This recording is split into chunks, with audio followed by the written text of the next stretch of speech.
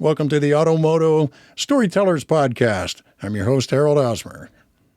And so here we are today with Brett Arena. Brett, you're the archivist for the Gilmore family. Is it the Gilmore family or Gilmore Company? How does that work? It's the Gilmore Company. It's the A.F. Gilmore Company, and it's a company that has been around now for, in some form or another, for close to 140 years at the corner of 3rd and Fairfax in what is now West Los Angeles. Isn't it still family run? I mean, it started with A.F. Gilmore, went to E.B. Gilmore, and it's passed down, and it's still family operated or owned? It is. It's a closely held corporation, right? It's a family-operated business.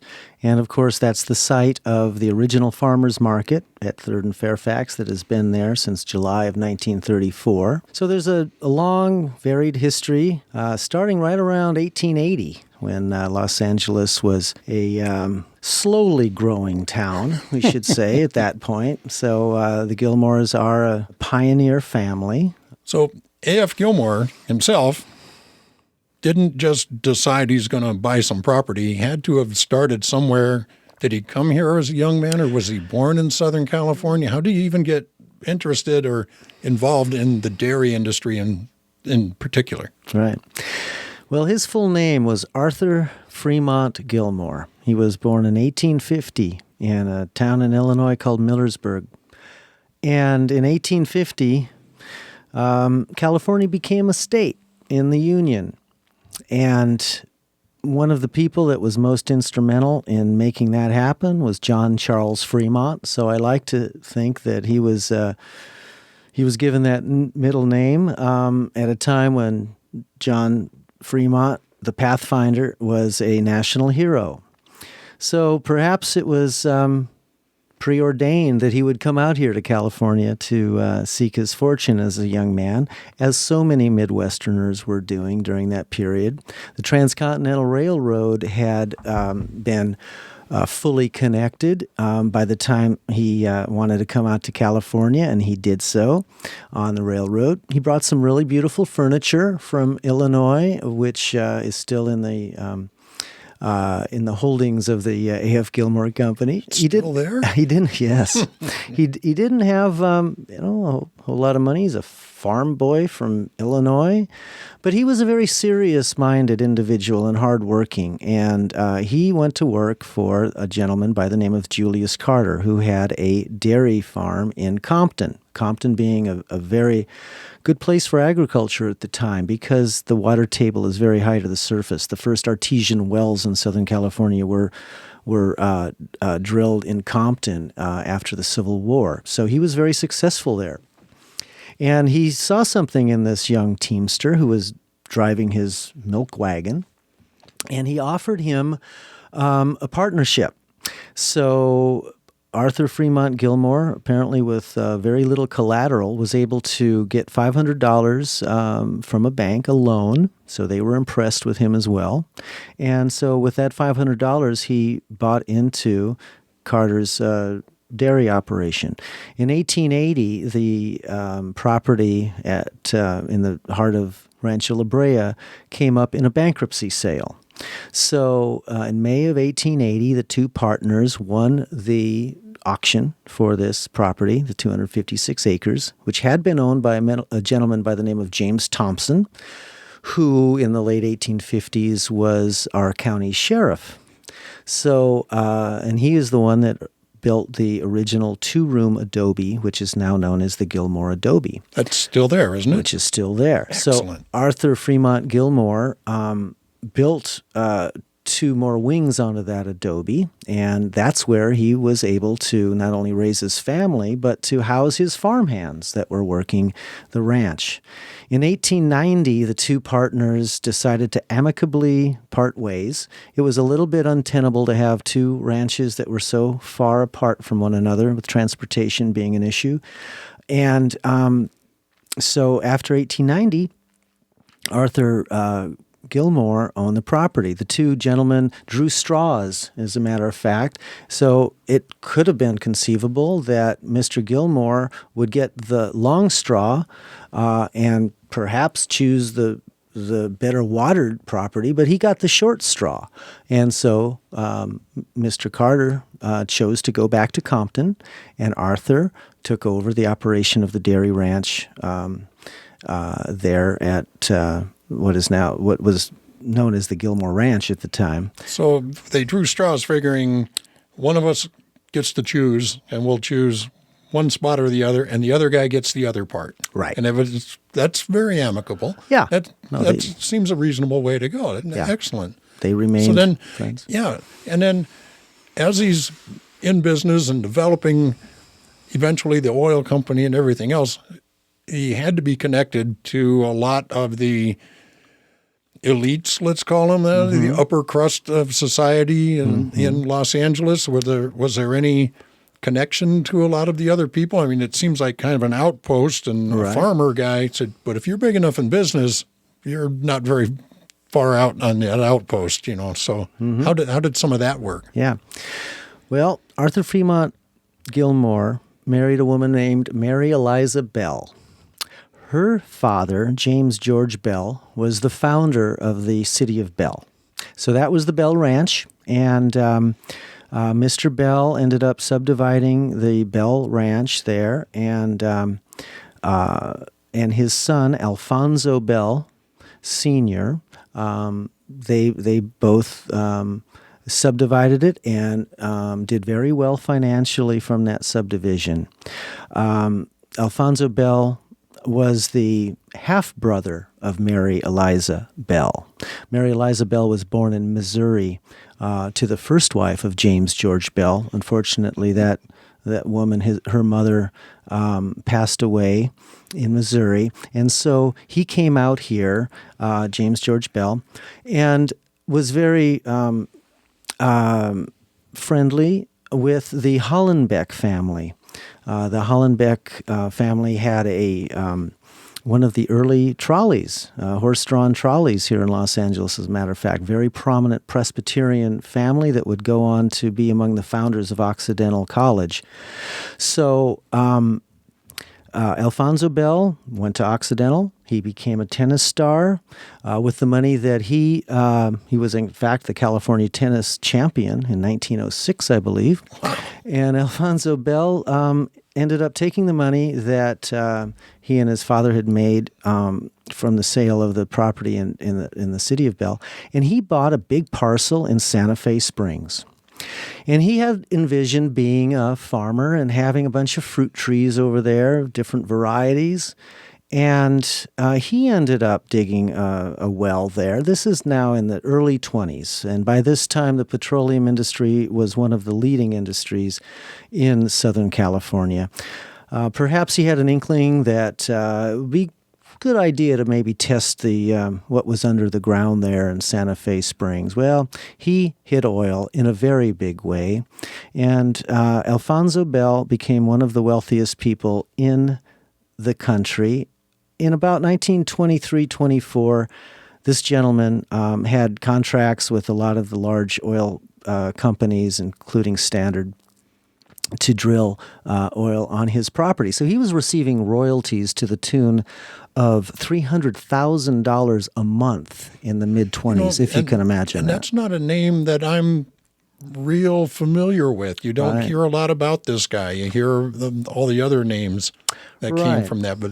So he must have kept a reasonably low profile in the public eye. Yes, he did. But he did not rest on his laurels, so to speak. He was a very devout man, and he saw opportunities in real estate.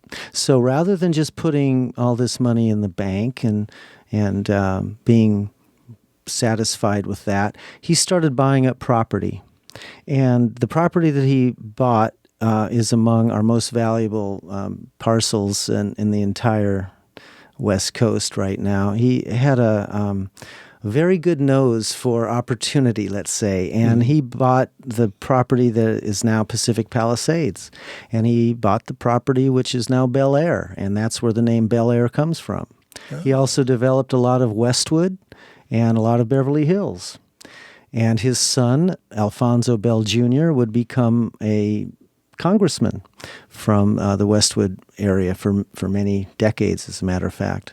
Well, I know much later, of course, the helmets, Bell helmets, came from Bell. That's where that all started from as well. So did the Gilmore family daughters marry into any of these families, and did all that tie together in any way?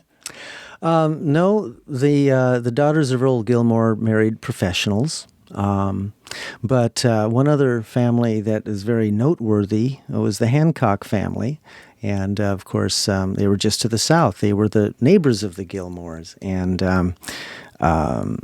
Henry Hancock and his wife, Ida Harassthi Hancock, were some of the people that first discovered that some of this tar could be made into asphalt for streets. Nice. That's a good step forward and from the macadam streets that they were just pouring the oil on before. Right. So, in fact, a lot of the streets of San Francisco were paved with Hancock oil. So their son, G. Allen Hancock, became a very important oil man for Hancock Oil, Rancho La Brea Oil. And the Hancocks had leased out some of their property because they had come to own the vast majority of Rancho La Brea, pretty much all around where the Gilmore family had their property. So, of course, they had land that could be developed, and that's where Hancock Park came from. So, like Alfonso Bell, they ended up developing a lot of property in a very affluent area. And it's all interconnected because it's all was happening right then. Right. So the Gilmores are a pioneer family. Originally, the land was used as a dairy ranch. As a dairy ranch. Now, I know that they had bought the property for ranching. And then they discovered oil, right? They were drilling for water and they found oil. Were they disappointed at first, or how does that work? Yes, I think there was a certain level of disappointment. If you are in a very arid region and you have a bunch of thirsty dairy cows, water is very important. And as you know, the west side of Los Angeles, close to the La Brea tar pits, is a very arid area. Not a lot of surface water there. They have this the area has the propensity for these little gummy, oily sorts of outcroppings, So sure. La Brea tar pits are just right nearby there too. That's right, just south. So, and the discovery of oil in, say, the year 1900, when that took place, did not immediately mean that you were going to be wealthy, because that was before the demand for gasoline made oil companies extremely profitable.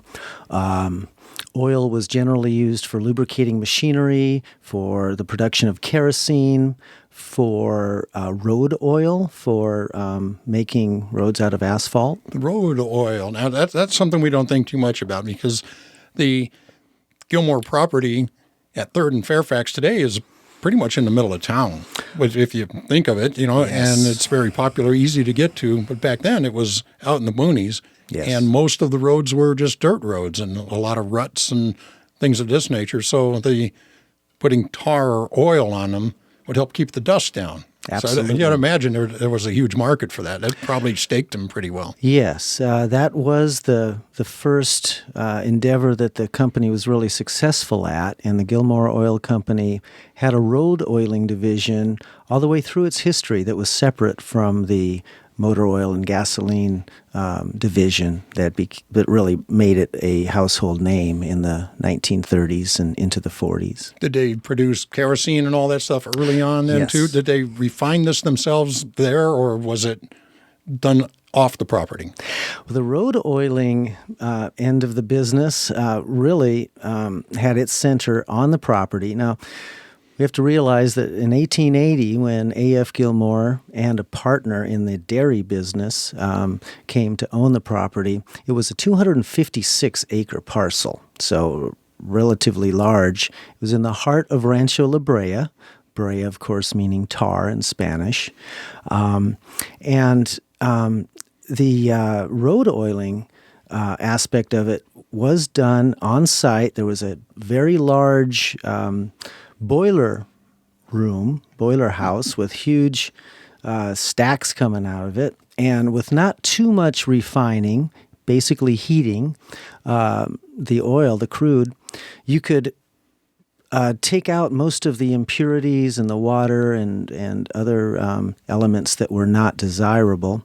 And then the crude, after that refining process, would be loaded into horse-drawn tankers originally, which then would go out and spread that oil on dirt roads. This was a process that was known as macadam, after a Scottish engineer who really devised the process of laying gravel, compacting it, and then spraying oil on it. So that basically morphed into what they call macadam roads. So that's what the company did, and they did that in 5 western states. It was a very big division, and so that really, let's say, paved the way for the motor car and the coming of the dominance of the automobile, which of course led to the demand for gasoline. Well, yeah, and the formation of the oil company was very fortuitous because the timing was right in Los Angeles, because Los Angeles as a city was just starting to grow. It was still a town back then, the early part of the 20th century, and it took quite a while for all these people to come in. But it grew up around the automobile. Therefore, having an oil company like that they own themselves as opposed to having to lease out, and that had to be great for them. So if we came up with this idea for asphalt, I'm sure that was useful outside of Southern California as well. I mean, once you had proven it in Los Angeles, which is the car capital of the world, let's just go out ahead and say it, it had to have spread from here. Yeah. Was there any connections between... Let's just start with Southern California and Northern California, like San Francisco and that sort of thing. What happens in there? Well, the history of Rancho La Brea and the history of tar is pretty interesting, because the people from the little pueblo of Los Angeles, of course, which was founded in 1781, all through the early part of the 19th century and late 18th century, those people were allowed to come out to Rancho La Brea and take all the tar they wanted from those little outcroppings. And it's important to remember that it didn't really appear like it does today. The tar would bubble up in certain places, and so the people, the pobladores, the people from the town, could get that tar and bring it back, take it 8 miles back to the pueblo, and that's what they would waterproof their adobe roofs with.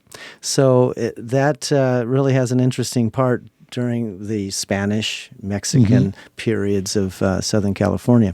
Well, anyway, getting back to the Hancock family, Henry Hancock was one of the first people to survey Southern California and Los Angeles. He was a surveyor as well as an attorney, which were 2 exceptionally useful trades at that time if you wanted to acquire some land. And so he ended up coming to own, with his brother John, almost the entire Rancho La Brea. Well, he met this young woman named Ida Harasthi, whose father was Count Augustine Harasthi, who is credited with starting viniculture up in the Napa Valley. So very prominent family, Hungarian family. So Ida Harasthi married Henry Hancock, and those two made a go of it. Getting back to the whole asphalt thing, they were able to also refine asphalt and ship it up to San Francisco. As I said, a lot of the streets there were originally paved with that oil. So that was kind of the basis of their enterprise, much like road oiling was the basis of the Gilmore oil company's enterprise.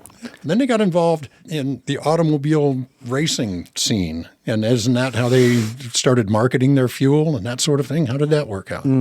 Well, Earl Bell Gilmore, the son of A.F. Gilmore, was a marketing genius, I think it's fair to say. He was the right man at the right time. This was the cusp of the advertising age. This is when radio was just starting. Most advertising was done in print media. And the visual impact of advertising was something that was kind of new. This is when Madison Avenue was just starting out. And it was a situation where he seized images. First of all, the lion. So his dad passed on in 1918, and he took over the company. And one of the first things he did was he started branding the company. And the lion, or a lion head, or a growling animal that, in fact, had different iterations. The lion itself had a kind of an evolution of its own.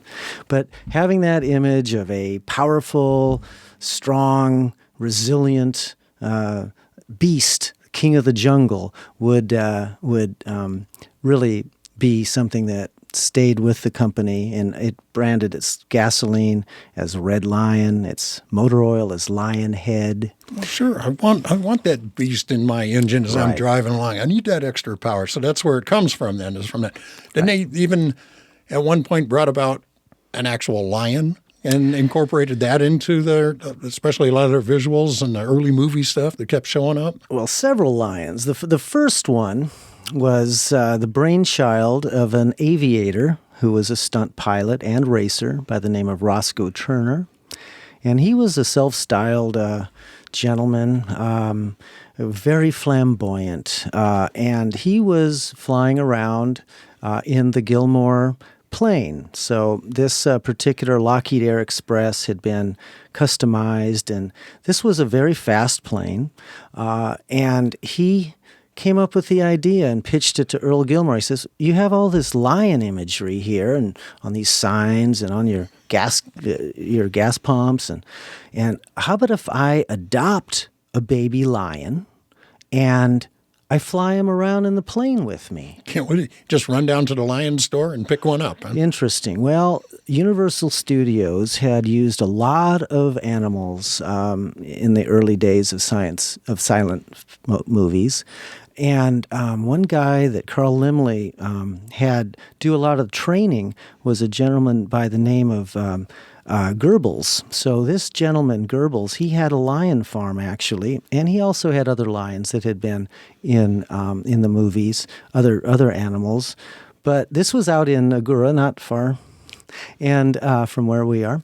And this lion farm produced baby lions, as you would guess. This is the site of the future site of Jungle Land, which when we were kids was still a place where people could go and see exotic animals from Africa.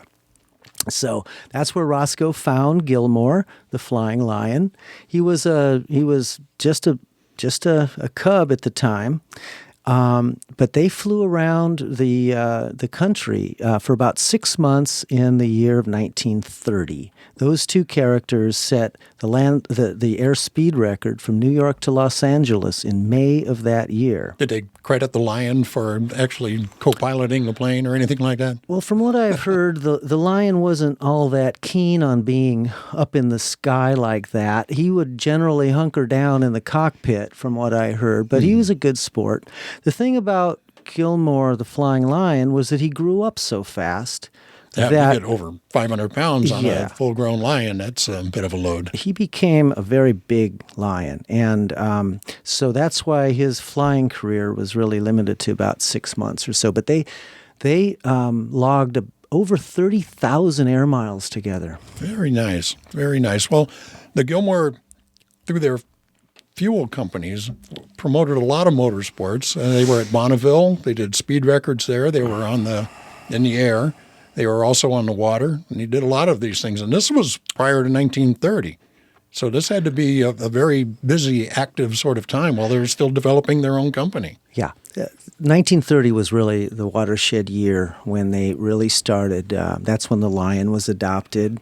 And they started promoting, as you said, boat races, land speed records, first at Muroc Dry Lake, out by what is now Edwards Air Force Base. And they started sponsoring big cars that we now know as sprint cars. And that was the first type of race car that they sponsored. And so those ran at tracks like Legion Ascot Speedway on the east side of L.A., roughly by the corner of present-day Valley and Soto boulevards, and Oakland and San Jose. So that was kind of the level of racing that would lead to Indianapolis cars at the time. And in the same time frame, Los Angeles itself was developing, and there were more and more cars on the scene. Yes. And I think Gilmore was the first to open up what we would call, or what we would now recognize as a modern gasoline station, right? Well, A.F. Gilmore Company actually owned the first large-scale self-service gas station. This was after Gilmore Oil had been merged into a subsidiary of Mobil, which happened in March of 1945. Earl Bell Gilmore, being an oil man since the time he was a very young person, missed the oil business. So his company was bought out, and I don't think he was too happy about that. So still as the president of the A.F. Gilmore Company, he had some property that was in county unincorporated designation on the frontage of Beverly Boulevard. At that point, so we're talking about 1947 now, that era, after the war, self-service gas stations were outlawed in the city of Los Angeles. The city did not think that it was safe for people to pump their own gasoline at the time. A lot of people smoked, of course, and maybe they didn't want a bunch of gas spilling out onto the surface. But anyway, the county did allow it. So what Earl did was he had heard about some of these mom and pop operations in some of the county towns, and he said, well, I could do that because I have some county unincorporated land here on my property. Well, excellent. So he just found himself his own loophole. Yeah, He started. as it were. He started two self-service gas stations. One on the south side of Beverly. It was called the Gaseteria. It had 24 pumps on 8 islands, and you could save 5 cents if you pumped your own gas. And of course, 5 cents meant something when gasoline was only a quarter a gallon or so. Right, right. And now, if we back up a little bit from that, in 1934. Was when Gilmore Stadium was first built, and first conceived and built. Well, I know it was the first track or the first stadium built specifically for midget racing. Yes.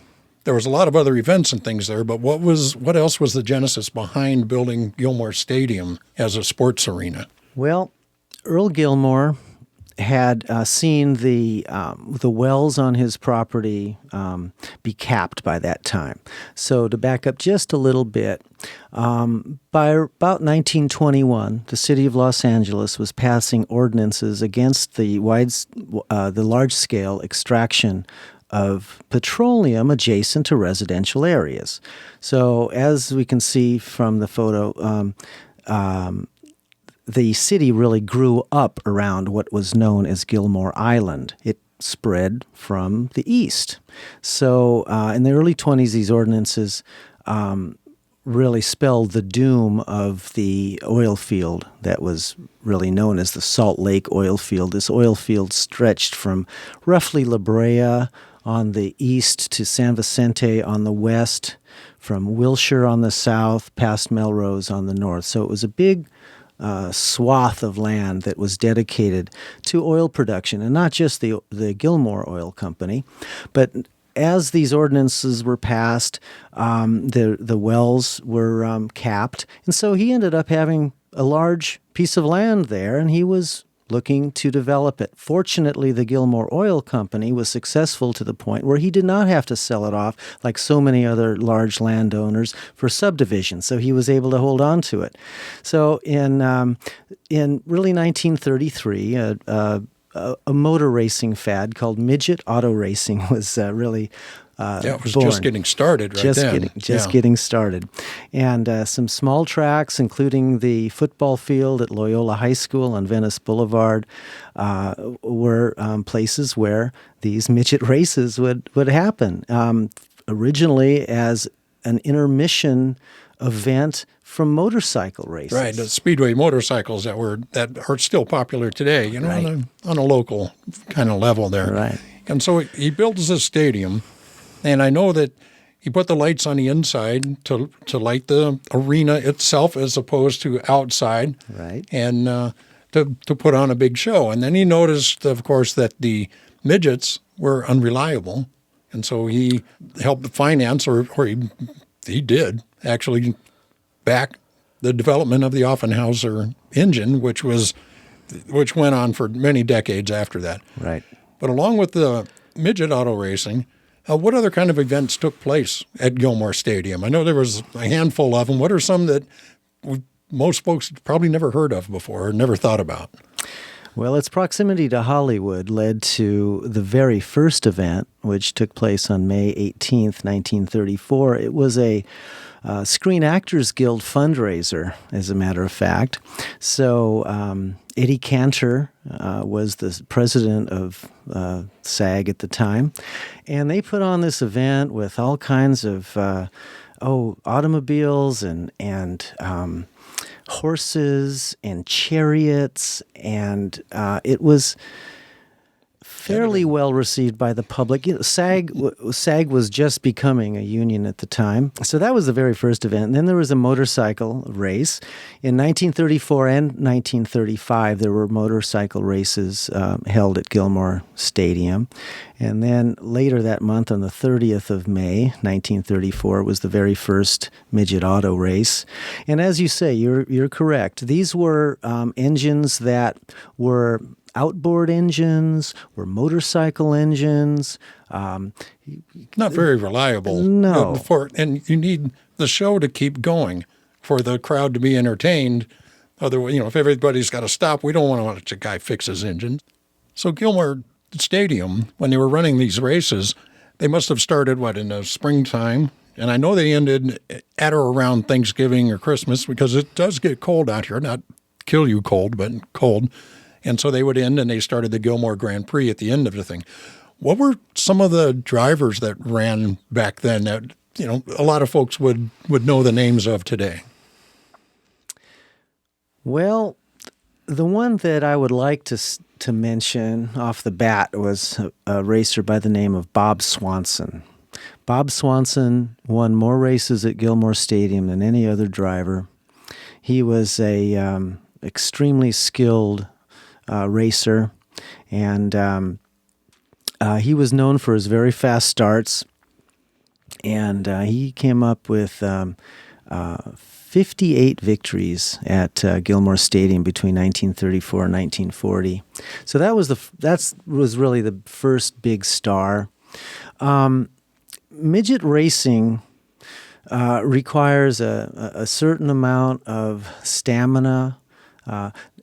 They're very small cars, so large people didn't do too well in them. The weight distribution was important, but as far as the first stars, Bob Swanson was probably the biggest at the time, in the 30s. And now, as the 40s came about, and of course the war created a hiatus of racing between 1942 and 1945. But after the war, midget racing really hit its heyday. And at that point, several racers which are not today household names, but were very famous at the time and would go on to fame and fortune at Indianapolis Motor Speedway. Those gentlemen really cut their teeth, let's say, at Gilmore Stadium, running these midget racers. And as you mentioned, the Offenhauser really made that popular and very profitable for many of these racers and owners. Among that group of the post-war era were Troy Ruttman, who would win Indianapolis in 1950. Sam Hanks, who would win in 1957. Billy Vukovich, who won both in 53 and 54 and was in the lead in 1955. He would have been a triple consecutive winner. Roger Ward, who would win Indianapolis more than once. So those people were really the big names, but there were many others that deserve mention. Cast of characters, and yes, and with the stadium being just a quarter-mile flat, essentially flat track, the crowd was up close to these guys, and they had open cockpits and rudimentary helmets, and so you could actually see the drivers. And you could connect in many ways with them. So I'm sure you had the good guys and the bad guys. And I know there were a lot of nicknames. You had King Carl Young and Pee Wee DeStarcy and guys like this. When Danny Poison Oaks was another guy that came from that era. Who were some of the good guys and bad guys out there on the track? Yeah, there's very colorful nicknames, and you're right. They were accessible. Bullet Joe Garson, Frank Satan Brewer. In those days, the pits were right behind the scoreboard, and a lot of kids would line up behind the fence to the pits and talk to the drivers and get autographs, and it inspired a lot of people to maybe follow in their footsteps.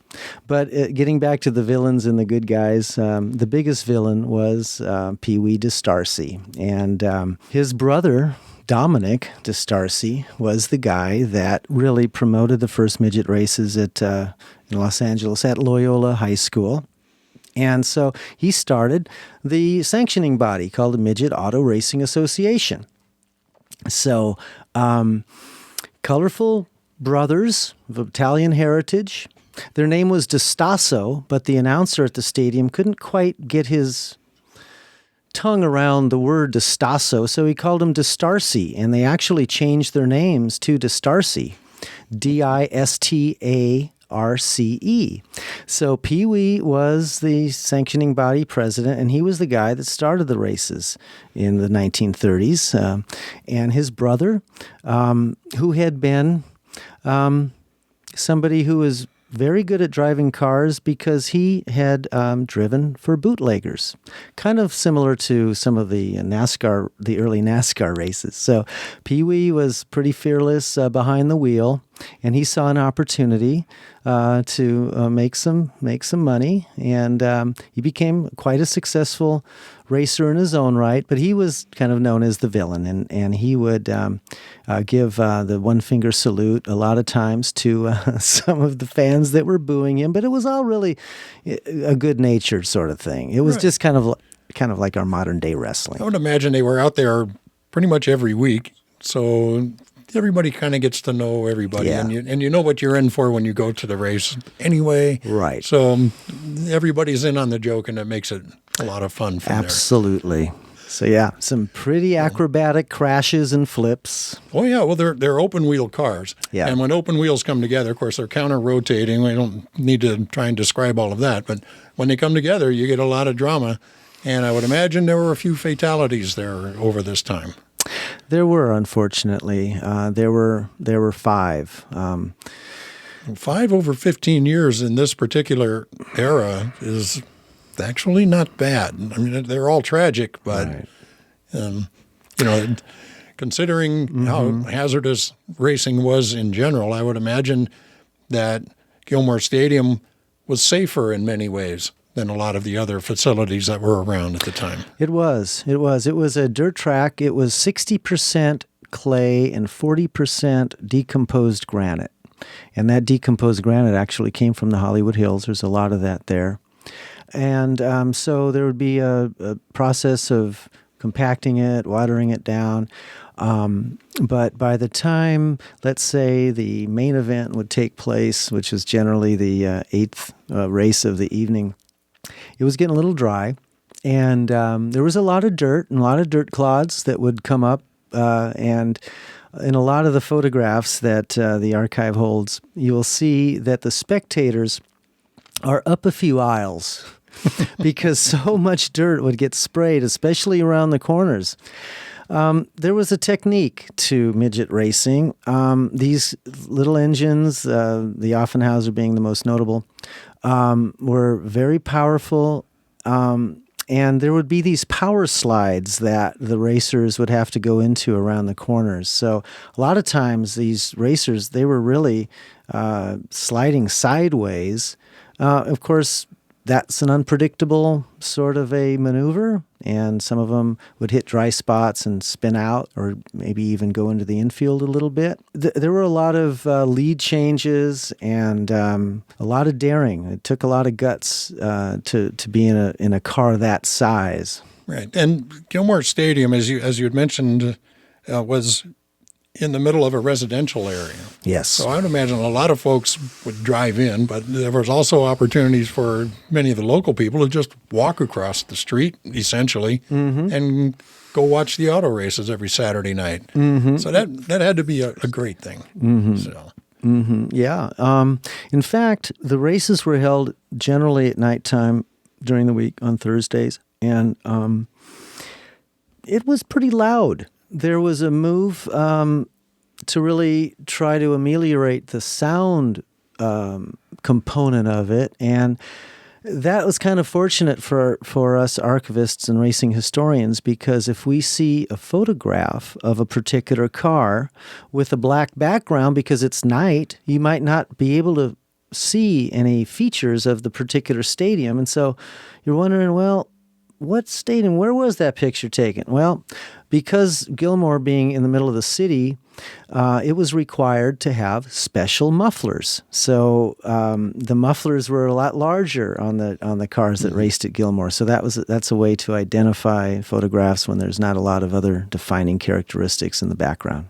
Well, we know that the Gilmore Grand Prix at the end of the year, typically on Thanksgiving, they had a few weather delays here and there, I know. Yeah. But that still lives on traditionally in Southern California. Yes. It's the longest auto racing event in Southern California. In fact, in all of the West. And last year at Ventura Raceway, the Turkey Night Grand Prix, as they call it now, was held at Ventura. Yeah. And it looks like it's going to continue on. So it's traveled a little bit, but Yeah. that's still that tie to the tradition of Gilmore and Gilmore Stadium still lives on, even though, frankly, most of those people are gone. Anybody who tells you they went to races at Gilmore is a really old dude right now. So I think that's a great part of it, because Gilmore started early with Los Angeles, and that tradition continues, and it is important to our history. Absolutely, it is. But what other kind of things went on beyond that? I mean, because there was boxing and other, I don't know, what else? Yeah. It was a football stadium as well. Yeah. The Loyola University used to have a football team from 1934 to 1950, which are the years of Gilmore Stadium's existence. So for that long stretch of period, Loyola, that was the home field for them. The NFL teams would send their champions out to Los Angeles to play local teams. This was in the very beginning of professional football. Didn't the Lions play the Packers or something there at one point? Which that's right. It sounds kind of crazy, but they came out and played. Right. And so the Bulldogs wasn't that Los Angeles' first professional football team? Or? The Los Angeles Bulldogs were a successful team, one of the very few professional football teams to go undefeated an entire season. That was 1938. So the Bulldogs played in the American Football League. There were different iterations of the American Football League. But yeah, the Bulldogs played a lot of the top teams in the NFL and were successful. So they were the most noteworthy professional team. But there were others. And in those days, a lot of the colleges, after their players would graduate, there was something called the American Legion Football League. So these were professionals, but that was more or less a minor league level. The Bulldogs were on a par with many of the NFL teams. Nice, and that was the fledgling days for those guys as well. Yeah. So then I was surprised to learn from your book that Farmers Market, which we still know and love today, showed up after the stadium. Just a couple short months. Still after, though. Yeah, just July of 1934. So that was another one of the watershed years in the history of the company. How did that market come about? What was the thinking for that? I mean, it was still early days of Los Angeles. I'm sure a lot of people still grew their own food, but there were a bunch of people coming in. They probably needed what we would call supermarkets today. So was that what led to that? Well, a lot of people don't realize the importance of agriculture in the history of Los Angeles County. Los Angeles County was the biggest producing, as far as cash crops, the biggest producing county in the nation until after World War II, as late as 1947. So in the 1930s, there were still a lot of farmers in the local areas, the San Fernando Valley, San Gabriel Valley. There were farmers of every stripe. And this gentleman by the name of Roger Dolium had an idea that property was centrally located enough where it could be a market where farmers could directly sell to the public. And he pitched this idea of kind of a town square. Now, Roger Dolium was a guy from the Midwest, so it wasn't unusual in small Midwestern towns to have a city square where all kinds of different artisans could produce their wares. So he pitched this idea of a place where, well, maybe there's a candlestick maker. There's a guy that makes shoes. He's a cobbler. Somebody that makes rugs. And we can also have a bunch of farmers here because there's all kinds of people that are growing corn and vegetables and of course, citrus. Sounds like a craft fair kind of thing. But we don't see many craft people at the farmers market today. Was that a conscious decision? Well, Earl didn't really go all out for the whole village square, town square with all these artisans. But he did go for the farmers aspect. He was born here in 1887, and so he grew up in the dairy business with his dad, and which then became the oil business. But so he had a tie to agriculture, and he knew there was a demand for fresh products. During the middle of the Depression, these farmers had a real hard time marketing their produce. So it was an idea to really cut out the middleman and sell directly to the public. And so on July 18th, 1934, 18 people showed up, 12 of which were farmers. And they just basically put some chalk lines out in the field and brought their trucks and started selling their produce right out of the back of their trucks for 50 cents a day. That was their rent. Wow. That's righteous bucks, as they would say. So where the farmers market is located today, so that's the exact same spot. I know when you go walking through there, it's all paved through there now, which is nice. Thank you. We're not in the mud anymore. Never were in my lifetime. It's a little uneven, a little quirky. You still have canvas coverings and whatnot, so you're out of the sun, but it has its own character. That's a big part of the draw for it. Are there any vendors who started back in 1934 that are still there now, generationally, or even just through name that still have their same spot? There's got to be a couple of them, right? Yeah. McGee's Delicatessen is the oldest surviving tenant at the farmers market. They were not original technically, but they came later in the year of 1934, and they're All still... right, we'll let them in. So they're pretty darn close to original. So we had the stadium and the market, and I believe there was a dog track built at one time that never really opened. Yeah. There's some legal thing going on for that, or land use, a or licensing, whatever it was. A little thing called licensing, yeah.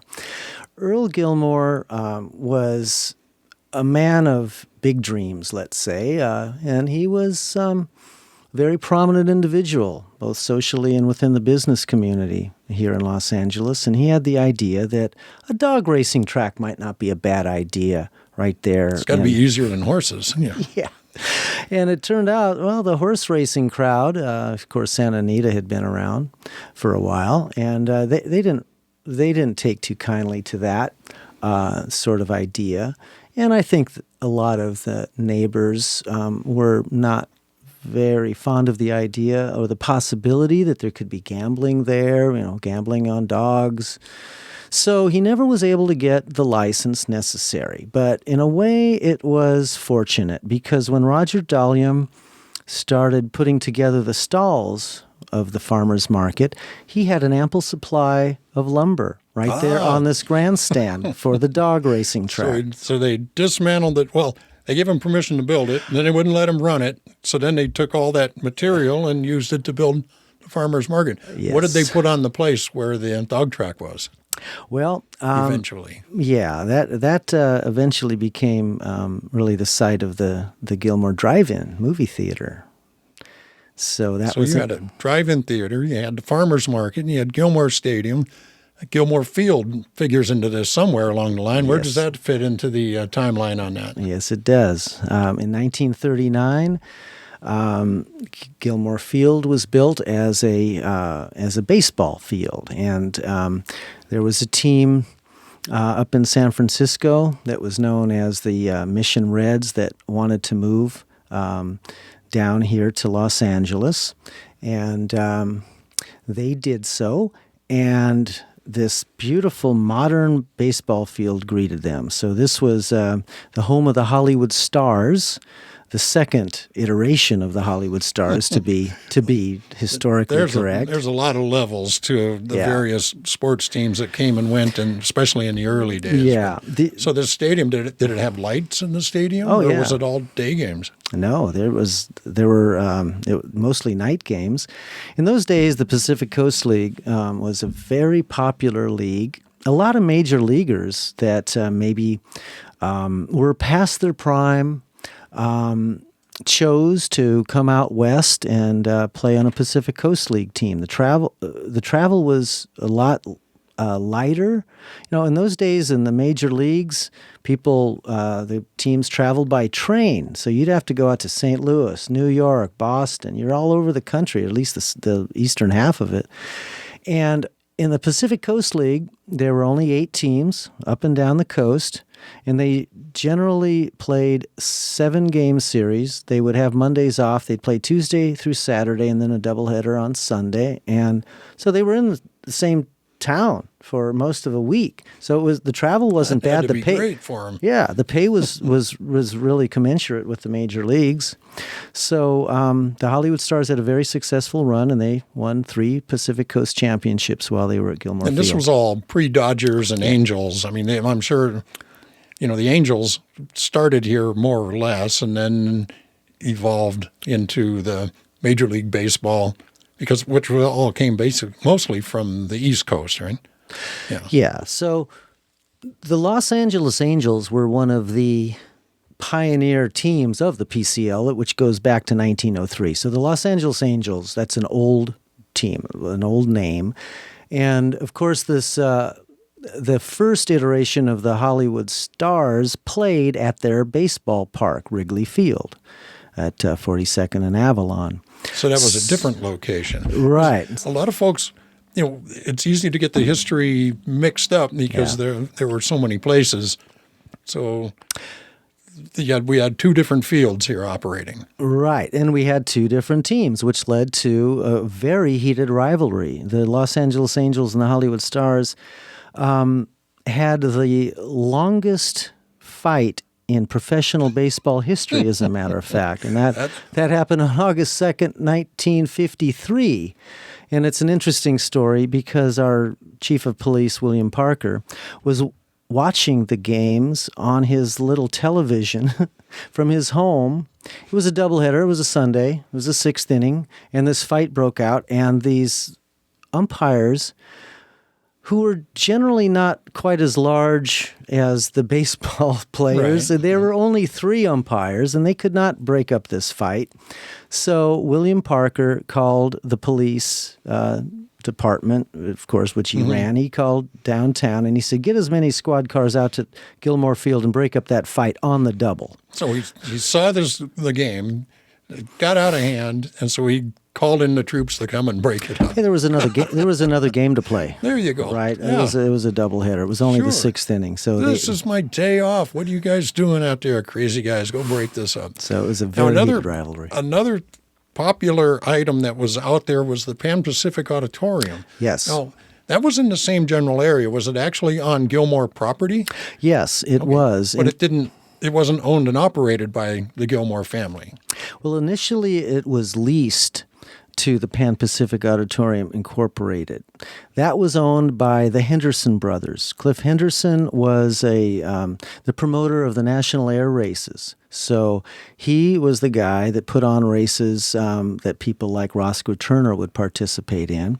And so the Gilmore Company leased the 13-acre parcel there, which was on the eastern edge of their property in 1935. And the Henderson brothers built the Pan Pacific Auditorium on that property in 6 weeks. 6 weeks. Well, it was just a big empty building, wasn't it, pretty much? So, but still 6 weeks. That's impressive. Well, in 1935, there were a lot of unemployed carpenters. So they were able to round up this crew, and they built this place. It was balloon framed, so all the support for the building was from the outside walls, which allowed for 100,000 square feet of uninterrupted views. And that, of course, became the home of the Ice Capades, minor league hockey, both USC and UCLA basketball, all kinds of car shows. Yeah, the LA Auto Show was there for many years. How long did the auditorium last? When did it finally have its last show, as it were? So in 1937, the company ended up selling that property to them. So after 37, they had no ownership of the property. And it went on until 1972 when the convention center was built downtown. By that time, Eric Cord owned the Pan Pacific Auditorium, the famous industrialist and the owner of Cord, Auburn, and Duesenberg. Oh, very nice. So, of course, the land has been there forever. The Gilmore family showed up in the 1880s, and Farmers Market, as we know it today, really started around 1934 and continues on. Yes. And it's great. I know that the stadium, Gilmore Stadium, went away and became CBS Studios, so you had one form of entertainment, became another form of entertainment.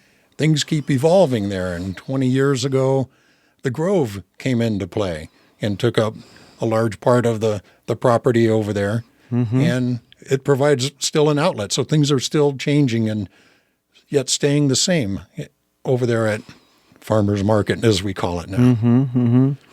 Yeah, much like Los Angeles as a whole, the property has evolved. And having been a sports and entertainment center for many years, kind of an anchor of the West Side community, which it still remains to this day. It is now a retail center, mostly. And Rick Caruso has been very, very successful in developing the Grove, and it has been a fabulous complement to Farmers Market. The two properties really contrast very well together, and they're very different. Very different, but complementary. And Yeah, we're very happy to celebrate the 20th anniversary with them as we look towards our 90th anniversary in 2024. Excellent. Excellent. So that's the story of Farmers Market, the Gilmore family. All a huge connection to Los Angeles and a big part of Los Angeles history. Brett Arena, archivist for the Gilmore family and the Gilmore Company. We do appreciate you being here with the Automoto Film and Arts Festival podcast Storytellers. Thank you, Harold. It's been a pleasure.